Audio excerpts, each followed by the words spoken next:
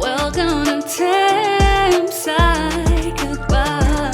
She's ready to take you to new heights. All you gonna do is open your mind. Take a ride and a deep dive into your life. Hey everybody! Today we're going to talk about the INFP, ISFP, ISTJ disadvantage.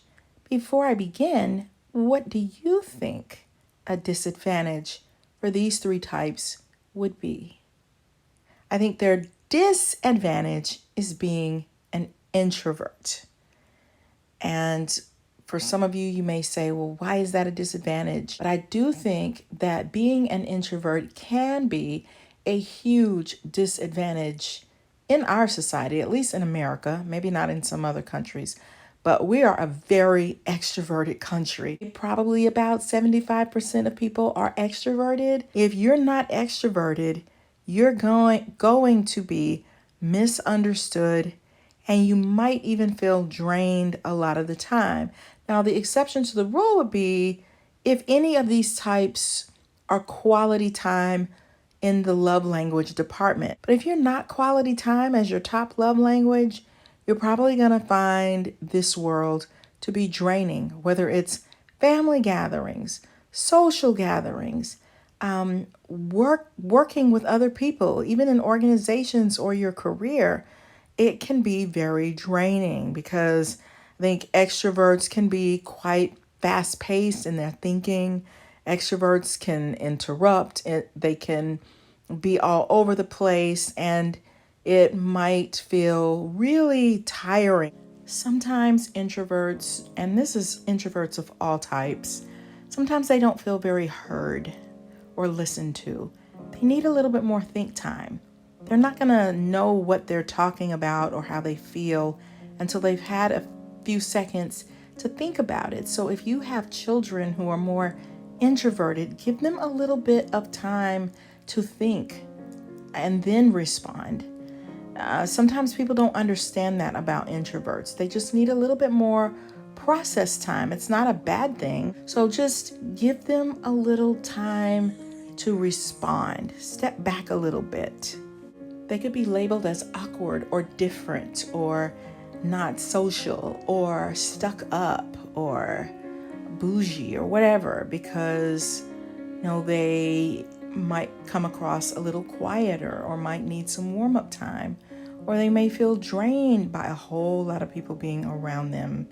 So they can come alive when it comes to one-on-ones or smaller groups. They can actually start to seem more extroverted when they're in a smaller group where they can be heard, where they can speak. They might get tired of people asking them, "Why are you so quiet?" That's annoying. Don't ask introverts, "Why are you so quiet?" They're quiet because they want to be quiet. They may not have anything to say. They may need to warm up a little bit. Give them a bit of a break. They go through their life with people trying to fix them, change them, and who wants to be treated that way? They want to be accepted for who they are. There's nothing wrong with being an introvert, having to carry on small talk. Imagine being a lefty, being in a right-handed world. That's very rare. So they have to kind of learn to use a skill that you don't have to use. And the thing is a lot of people these days want to be introverted, or they claim to be introverted, but they are not at all. They get very energized by people. It doesn't mean that they don't need some downtime as well, or that we're not on different levels, but they have not experienced what it's truly like to be an introvert.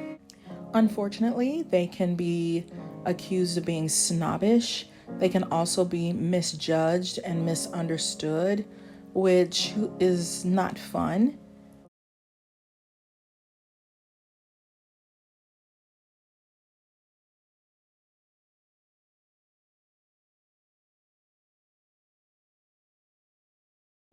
Sometimes people may interpret their behavior as rude, and maybe sometimes they are being rude. Let's just be honest, because maybe they're feeling frustrated, or they may have a little bit of more of a challenge expressing themselves verbally and what they want and what they need. They might also feel that they are being overlooked and stepped over and, pushed aside, or, hey, look, I know how I want to do this, or I have some ideas that I would like to implement. But before they can get a word out, the extroverts are polarizing all over them. And so sometimes they can get irritated. And they also might feel very drained, like I need a moment. Because that's how introverts recharge, is by having some alone time and some think time. So they have a different rhythm, a different pattern that they go by. I can remember when I was a kid, like preteens, I remember a lady taking my sister under her wing, or trying to. But this lady was super aggressive, super extroverted, and it was like, I'm gonna help you come out of your shell. But that's not what she needed. She needed someone who understood who she was, even though the lady had great intentions.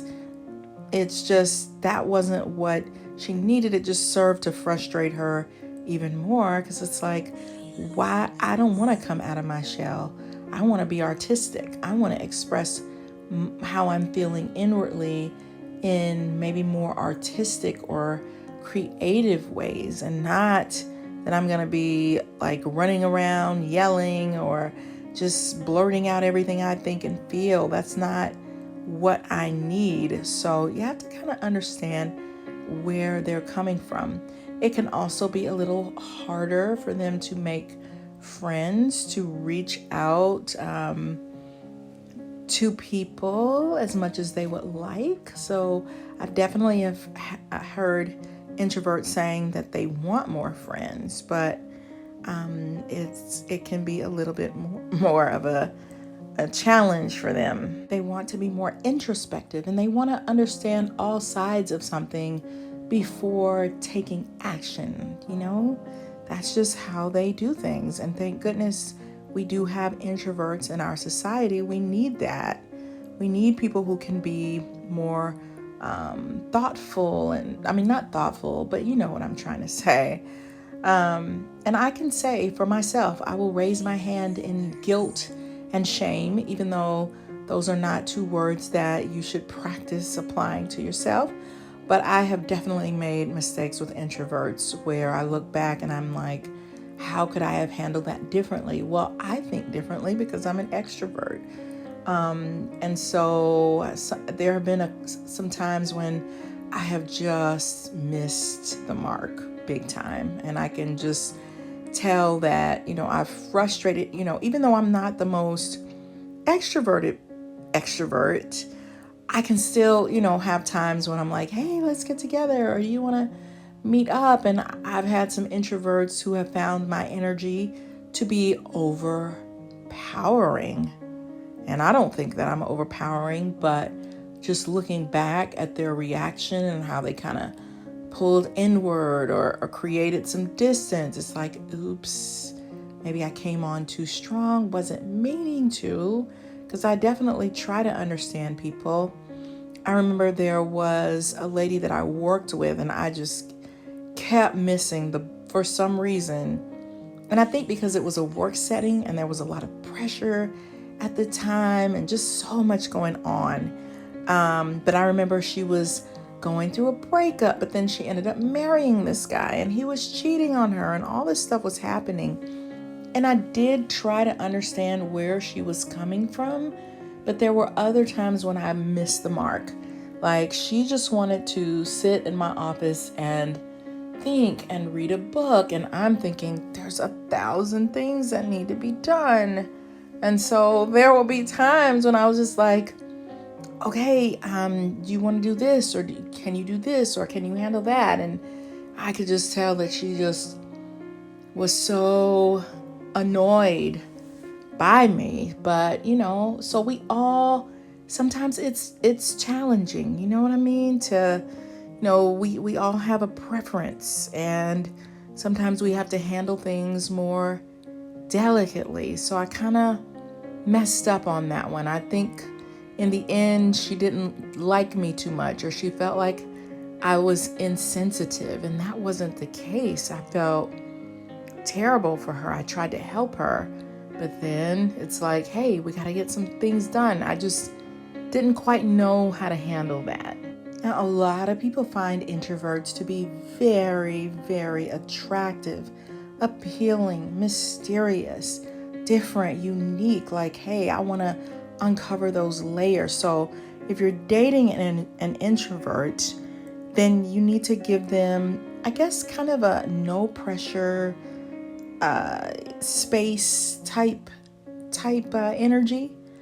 They want to be able to be themselves, like just free to be who they are. And the more you allow them the space to do that, the more they're going to open up to you and laugh and be silly and be fun and let you know, let you into that their special inner world that's hidden and private and deep and interesting. So give them a little bit of space to do that. They also want to share at the right pace for themselves. They want to be allowed to do that. And most of all, they just want to relax and be able to be themselves. So I have seen INFPs feel very, very misunderstood in the workplace because people want them to be super fast paced and hurry up and make decisions. And that's not how they operate best, not at their best. They need that space to think through what they're doing and give themselves room to pivot if they need to. But even though they can be quite spontaneous, their introversion can be very misunderstood. And it's irritating to me because I think they're some of the sweetest, nicest people in the world. And I really think that coworker that I worked with was an INFP, and I just missed the mark with her on that. I think ISFPs, they can kind of be social sometimes. Like, they like to have fun. They can be relaxed and go with the flow. But sometimes they can need a little bit more think time. You can see them thinking. I've also heard ISFPs say, sometimes I'm thinking that someone is pretty or that they're really handsome or I like something about them, and it's just swirling in my head and I never say it out loud. So, try not to misunderstand them because they probably like you even more than what you think. And then as far as ISTJs, I think, when I think of some of them, I think of Michael Jackson's song that goes, "Just leave me alone." They are going to be nice, but sometimes too many people all over them, it is just really frustrates and irritates them because at work, a lot of times they need the space to do their work. So if there are people that are constantly interrupting or pivoting or change this, they are going to be slower to change, and they got that J on them as well. And so they need the space to be able to think. And with constant interruptions, it just makes them feel extremely irritated because they don't mind hard work, but they want the space to do their thing. Same thing when it comes to friendships. They can actually be quite talkative if they are given the space to freely express themselves. If you're an introvert, tell us in the comment section what it's like to be an introvert and what you most need for people to understand about you. So just keep that in mind, that there are all kinds of different learning styles in the workplace. And by the way, even when you're in the workplace, whether you're extroverted or introverted, it can be difficult because you're gonna meet toxic people. Check out my book called The Workplace Narcissist on Amazon by Tamara Hunter Zyon. Until next time, bye.